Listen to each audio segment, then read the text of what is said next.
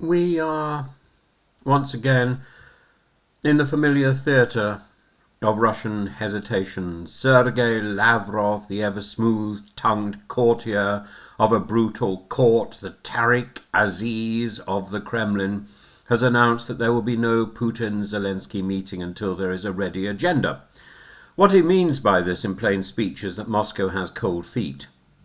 If Putin were really in charge, surely Putin would have known this when he was in Alaska. They dangle the prospect of negotiation, then retreat behind impossible preconditions. Russia demands territorial surrender, NATO renunciation and linguistic concessions. And when Ukraine quite reasonably refuses, the Kremlin insists that the agenda is not ready.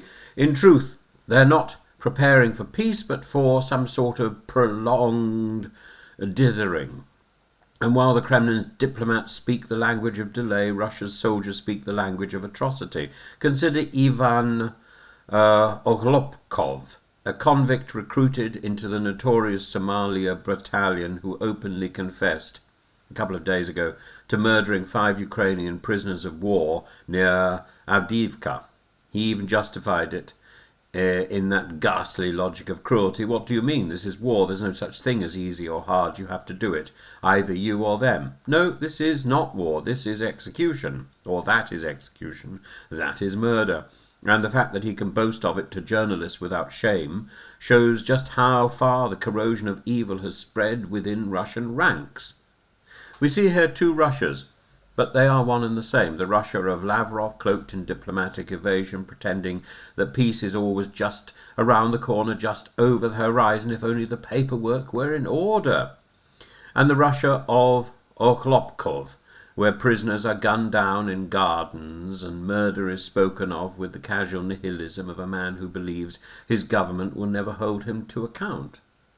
This is what it means when I say that evil starts with Putin and spreads like a cobweb, like a disease, like a cancer. He builds a regime where truth is expendable, where law is mocked, where cruelty is rewarded, and that contagion spreads in the Kremlin, but it flows outward through his generals, his propagandists, his soldiers, in the mud in Donetsk. It seeps into the very marrow of Russian society, where killing and fear becomes not only routine, but something that people brag about.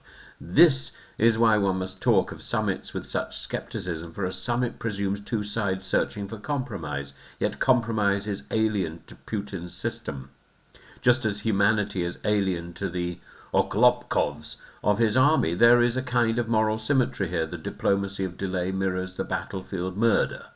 Both are intended to buy time, to grind down the opponent, to destroy the will of Ukraine, to sap the patience of the West. So, when we hear there is no agenda, what we're truly hearing is that there's no intention.